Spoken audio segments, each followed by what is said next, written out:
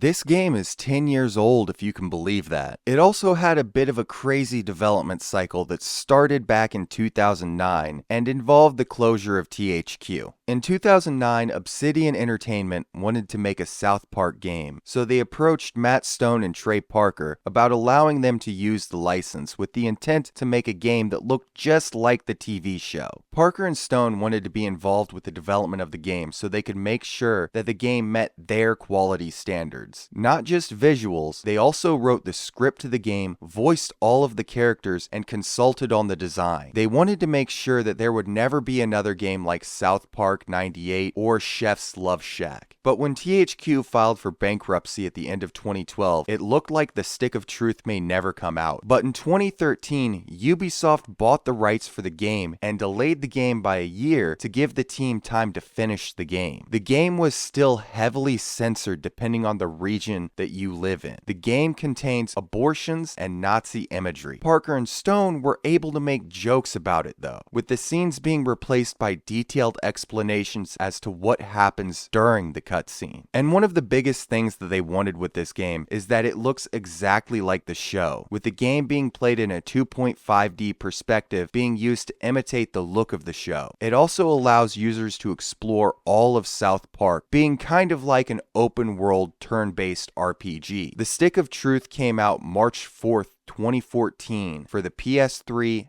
Xbox 360, and PC, and was later re-released for the PS4 and Xbox One February 13th, 2018, and on the Nintendo Switch September 25th, 2018. So you can play this game on any console or on PC. No excuse to not at least try this game. Like we discussed before, the game started development back in 2009 and was made by Obsidian Entertainment, the same studio that made Star Wars Knights of the Old Republic 2, Neverwinter Nights 2, and Fallout New Vegas. A studio that has weight to their name and would go on to make Pillars of Eternity and The Outer Worlds. The game was supposed to be published by Toy Headquarters, or as most people know them, THQ. Founded by Jack Friedman, the same guy that started LJN and Jack's Pacific. Jack's Pacific is the only of the three companies still around. THQ Nordic is just Nordic Games. They just put the THQ on there for namesake. But THQ died in 2013. The history of THQ can be traced back to the early 90s, making their games on the SNES, and continues until the early 2010s, when the company went under. And I feel people have been unfair to THQ. For every good game they made 10 flops. That's what pulled the company down. But people are making videos that make it seem like Saints Row, Red Faction, or Darksiders is at fault for the company not existing today, ignoring all of the SpongeBob, Scooby-Doo, Cars, Monster House, and Barnyard games. All of the licensed games are the reason the company went out of business. The executives at the company thought making another licensed game would get them out of the dumps, not understanding the licensed games were the reason why the company was in such bad shape. Making the U-Draw tablet was the last thing that they were able to do. That put the company out of business. But after the company went out of business, Ubisoft bought the rights to the game so they could finish the game. They've used those rights to make more South Park games, making more money in the long run. But let's see if it was worth the effort. This is hard to talk about because I know there are people that hate the animation style of South Park. Even though it was originally made in cutout animation that is a form of stop motion animation, that's what gives South Park its style. I know this is a preference, but I prefer the game to be in this style. I think it helps with immersion, trying to make it feel like you're in an extended episode of the show. With the visuals, it's a much more you either like it because it's the South Park style or you hate it because it's the South Park style. There's not much space between them whenever it comes to South Park. This is something that I would really like to talk about more, but you like it or you don't. But with the music, this game has good music, not just the South Park music or the theme by Primus and Les Claypool. The music will actually stick with you, especially the MIDI version of O Canada. It's really kind of hilarious to me. Of all the video game music I listen to, this one sticks with me. All of that being said, there are still a good amount of generic tracks that you're just gonna forget about right after you finish the game. But the voice acting will stick with you. Not just the voices, but what they say. But that is normally the case with South Park. A lot of the South Park voice actors are in this game. Jessica Matkinson, Jennifer Howell, Bill Hader, April Stewart, Mona Marshall, Matt Stone, and Trey Parker. So this game literally sounds just like the show. There's no fake fillers. They even use Isaac Hayes' lines as Chef. So I have no complaints about the voice acting in the game. It sounds just like the show. That's how I want it to sound. Anything else, and I feel like that would be a failure. This is not the typical type of game that I would play with turn-based combat. Most of these games are just dice being rolled in the background where you have no real control other than picking the move that you want to do. But with this game, it has a system of timed button presses that allows you to have an impact on the battle and what's going on in the battle, like Super Mario RPG on the SNES, thus making it feel like you have a bigger impact on what happened during the battle. That is one of the biggest pluses in my opinion.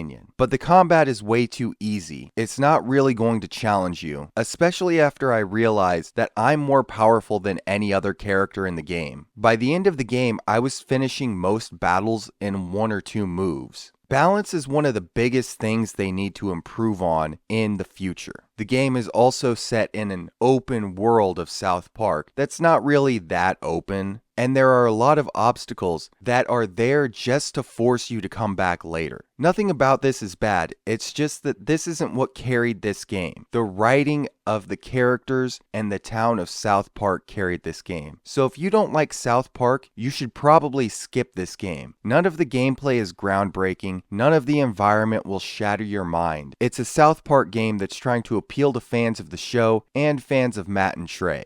I love this story, but I also really like Matt and Trey's style of humor. Cannibal the Musical, Orgasmo, Basketball, Team America, World Police, The Book of Mormon. If you don't like any of these or South Park, this game is not meant for you. Just stop now, because it's not going to change once you start playing the game. But if you do like those movies or South Park, you'll probably enjoy this game. And if you like Matt and Trey's style of humor and you've never seen any of those, I highly recommend Team America, World Police, and Basketball, even though Matt and Trey were just actors in Basketball. The game takes place in South Park, where you, the new kid, have just moved to, apparently trying to escape something in your past. You meet Butters, and he takes you to meet Princess Kenny and Cartman. The new kid is given the prestigious nickname of Douchebag and is shown the Stick of Truth. The elves attack Koopa Keep, Cartman's base, and steal the stick. Also, while I'm here, Koopa Keep leads to a great joke where Cartman's team is called the KKK. The dialogue in this game is great, especially in the US because we don't have any of the censorship that they do in the EU or Australia. Now, where were we? Elves attack, take the stick, here we are. So now Cartman banishes Clyde for not protecting the stick and letting the elves take it. Now Cartman must send his best warrior, that's you douchebag, to retrieve the stick from Jimmy. And it's bedtime now. At night, Douchebag and a few residents are abducted by aliens, where Douchebag is able to escape with the help of Randy and crashes the alien ship in the South Park Mall. Now the US government has something to cover up, but there's no need to worry. They are just building a new Taco Bell. Just don't ask what they'll be serving and you'll be fine. Douchebag also learns that the stick has been stolen from Koopa Keep again. So now you have to recruit the goth kids to play. But now Cartman and Kyle are telling you to choose a side, claiming that the other side stole the stick. Randy agrees to help Douchebag recruit the goths, but first you must sneak into the crash site and learn the government plans to blow up the town in order to destroy an alien goo that turns people into Nazi zombies. Douchebag lets an infected zombie out, causing an outbreak in South Park. Depending on which side you choose, will lead to a fight at the school with Cartman or Kyle. Here you learn that Clyde stole the stick as revenge for his banishment. He rallies defectors and Nazi zombies. The humans and elves join sides to fight against Clyde, but they don't have enough people to fight Clyde, and it's bedtime again. That night, the Underpants gnomes steal Douchebag's underwear and shrink him down to their size, chasing them through the walls and douchebag's parents' bedroom, with action happening if you know what I mean. Eventually he beats them and gets the ability to shrink and grow at will. The next day, douchebag is told to recruit the girls to play. They agree to join after you complete a task for them, to infiltrate the abortion clinic to get documents. After you recover these documents, the girls say they can't read it. It can only be read by one man in a land far, far away. Only a man in Canada can read this. The Minister of Montreal is the only one that can read this. After helping the girls discover who is making false gossip, they agree to help you. With the humans, the elves, the goths, the girls, the kindergarten pirates, you show up to attack Clyde's Dark Tower. After fighting to the top of the tower, Randy shows up and reveals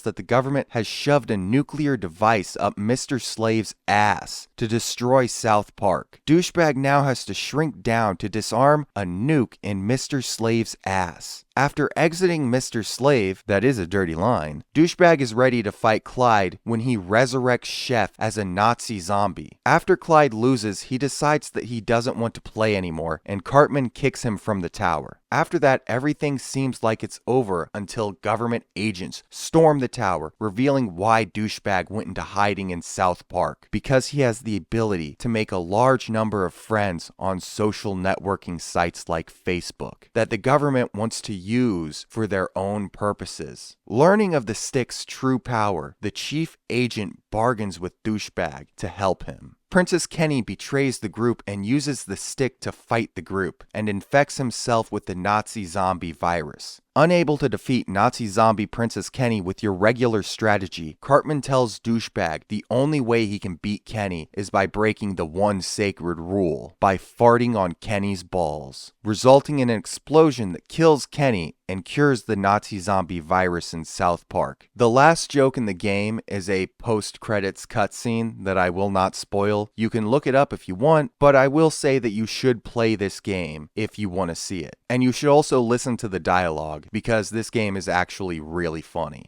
This is a great game in my opinion, and I think it's a game that people should play even if they don't like turn-based RPGs. And if you don't like South Park, I don't know what to tell you. You're missing out on a great game, and you probably don't understand the humor in South Park. The show has been on the air since 1997. That's over 25 years that South Park has been on TV. Not to mention the movie or the specials in the past few years, the show is still as relevant today as it was in 1997. People don't remember how culturally relevant this show is. When the episode Trapped in the Closet aired, that was the first time most people saw what Scientologists believe in. The episode with apologies to Jesse Jackson showed the difference in media, with the NAACP praising the episode and how it covered race, and the Parents Television Council, a group ran by primarily white Christians, called it, quote, the worst cable content of the week, end quote. People like Matt and Trey don't write to make politicians happy. They write to make each other laugh and their friends laugh. South Park is a show that is hated by both Republicans, Democrats, conservatives, and liberals because it doesn't pander to your beliefs. They are approaching it like a regular person. But what data has shown is that people that watch South Park probably also watched Penn and Teller's bullshit. Most of the politics line up with libertarians. That's me. I'm skeptical of everything that the government does, but I don't believe forcing everyone to be so politically correct is going to end well. Though I lean left on most social topics, I don't lean left on every topic. For me, it's funny that most people on the left don't realize that this show makes fun of you more than it makes fun of Republicans or conservatives, because a lot of you must not pay attention to what comes out of your mouth sometimes. It's really kind of hilarious. A lot of you don't understand the humor or the fact that they are making fun of you. This goes both ways. The same thing happened on Penn and Teller's bullshit. But that's life. One side is going to act like they're right all the time, and the other side is a bunch of uneducated idiots, even though sometimes you're both wrong and probably need to think more critically about the situation before you come to your very emotional responses with no answer to questions about morals or ideals. Most of the time, you don't know because you just know what's going to be the popular choice and whichever group you're in. That's what 90% of politics is today. Just follow the popular opinion and hope for a following. Now, rating this game, I've had a number of different scores in my head. When I started recording footage, I was in an 8. But as I was playing the game, it actually dropped to a 7.5. And that's where I think I'm gonna stay. If this was 2014, I would have probably given this game an 8. The game is sitting in an 85 on OpenCritic, and 88 of the critics recommend that you should play this. I agree with that. Give this game a shot. You can beat it in one weekend if you want. It's not too hard, and it's not too long. But I would like to thank you for making it all the way to the end of this review, and tell me what you think about South Park and South Park: The Stick of Truth in the comments section below. And while you're down there, you can also like the video, subscribe to my channel, and hit the little bell for notifications, and I'll see you all next time.